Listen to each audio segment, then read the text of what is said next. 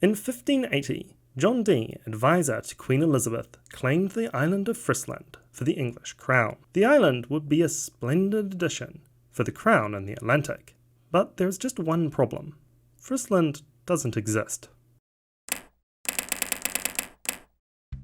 The story of this mysterious island begins in 1558, when Nicolò Zeno announced to the world he had unearthed, in a storeroom in his family home in Venice, a map and accompanying letters dating from around the year 1400. His discovery described a long voyage made by his ancestors in the 1390s. On this voyage, he claimed that his ancestors, Nicolò the Elder and Antonio, had discovered an island south of Iceland that they named Frisland. Not to be confused with Frisland, the province and islands in the Netherlands that has the adorable hearts, water lilies, on its flag. Anyway, on what would become known as the Zeno map, Frisland is seen as a rectangular island dotted with Italian-sounding place names, located south of Iceland, west of Norway, and east of a place called Estoniland. It was a great legacy for his family and for Venice, not only for Frisland, but also for Estoniland, which was perhaps an even more impressive discovery. It was, after all, the New World, been discovered a century before Columbus had claimed that prize. In its day, this was generally believed to be a true account,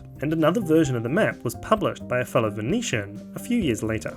So given the common knowledge status of the island around this time, it's possibly understandable that the English navigator, explorer and privateer Martin Frobisher mistook Greenland for Frisland during his transatlantic voyages as he looked for the Northwest Passage. Granted, he also returned to England with 200 tons of gold ore on his second voyage and 1,350 tons on his third, which after years of smelting turned out to be iron pyrite, worthless fool's gold, so the accuracy of this man's observation skills were perhaps a little suspect. Regardless, Dee claimed the island for his queen, and Frisland would be placed on virtually all maps of the North Atlantic for a century. Even world-renowned cartographer Gerardus Mercator, the one who gave us the ever-loved Mercator projection, included the island on his 1569 world map. But Zeno's story, of course, was a forgery, concocted based on the real voyages of other 16th century navigators. But as a work of self-promotion, it was also a masterpiece. It cemented the Zeno name in history for over 5 centuries by offering its reader a pleasing tale of rich, untouched lands just waiting for colonization.